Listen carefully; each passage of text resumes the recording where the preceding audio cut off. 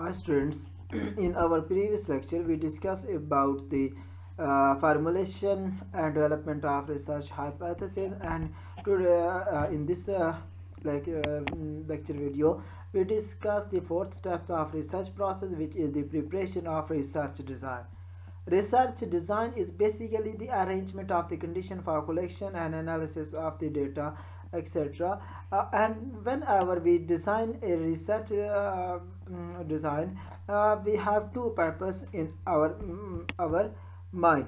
First one is the first and basic purpose in which is in our mind whenever we are designing or we are planning a research design is the purpose of research, for which purpose we are going to conduct our research, as well as the economy, as well as the time procedure, or etc.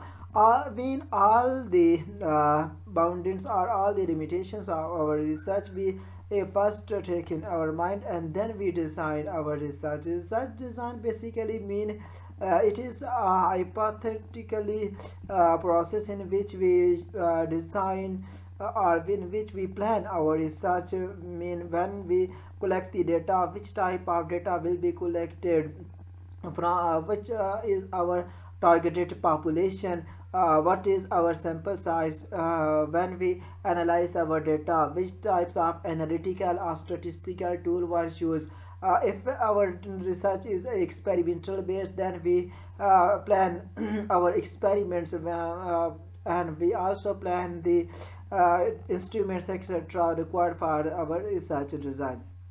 That's why we simply say that it is a conceptual structure which is used, which limits the research work, in which in within the which limits we uh, carry on our research work, or we plan our research.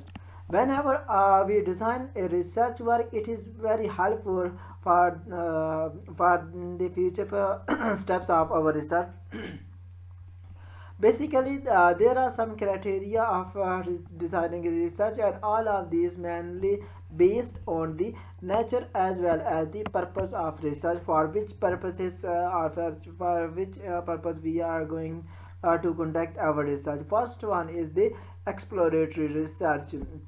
uh, Whenever we design research design for exploratory research or diagnostic, hypothetically experimental or descriptive research, all of which we have a different research design. For example, when we are going to conduct a experimental research, then our research design must based on a experimental based process. We design on different, for example, we are going to work in a lab, or diagnostic or testing different microbe. Then we design the availability of the chemicals, availability of microbes, etc. And we also design the time procedure of lab, etc. Similarly, whenever we are going to discuss the behavior of animals, etc., then we are going to field, and then we decide at which time period we are going to going to collect our data. But this design always and again based on the activity pattern of the animals. For example, animals which is in our study is a nocturnal animals. Then we does not plan a research design in which we follow or we collect the data about the behavior of animals at daytime, which is nocturnal in nature. If we collect the data of a nocturnal animals at daytime, then our research is totally biased. We does not able to get a correct result. That's why we must plan, we must have a research design according to nature of our research, according to aim, and according to objective or the purpose of our research, etc. Similarly, in diagnostic research or in exploratory or descriptive research, we plan our research according to the method or according to the need of our research. Fifth and most important step is the determining the sample design. As we know, in most of research study, we are studying a population, a given population of objective. For example, we are studying a wheat crop in a field. Then we are studying the whole field, but it is not possible for us to study each and every plant one by one. That's why, to ease this situation or cope this situation, to reduce our efforts related to time, related to the money, we divide our population into different samples. The process in which we divide the population into different samples is known as the sampling technique. And the survey conducted for the this collection of data in this samples is known as the sampling survey. Basically, sample is the part of a population which describe whole population. For the and this help us to collect the data because it minimize our economical loss. It also minimize our time, etc., and also help in the accuracy of our results. That's why we divide a population into samples, and then we study these samples and extrapolate on whole population. And these samples, the result we get from these samples is extrapolated whole population, and each sample represent this whole population.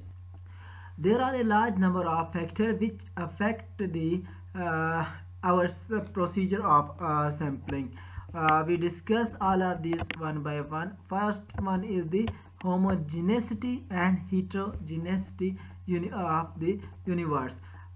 If we are going to discuss a population which is homogeneous in nature, what mean by homogeneity? Homogeneity mean all the individual of a population are homogeneous in nature. They represent same type of character, etc.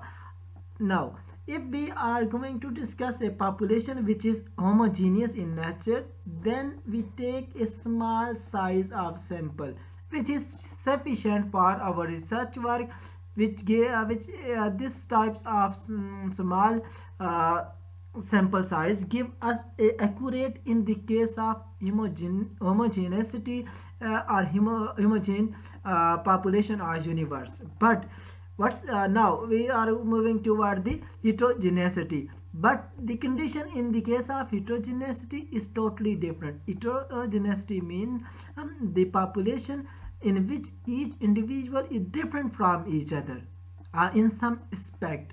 Now in the case of heterogeneity, whenever we are going to discuss getting data from the heterogeneous population, then we take a large size of samples size, because and we take few units from free units from the population because of heterogeneous nature. And in this case, if we get a small size of sample, then it is not sufficient for our result, and it have ability to cause biasness in our result. That's why in homogeneity mean similar population, we get small size sample, while in heterogeneity mean population have different properties, different structure. They have similarity with each other, that's why they are population, but still they have different differences in the individual of population. In such case, we get many samples or a large number of samples. We continue our this lecture in next video. Stay with me. Okay, thanks.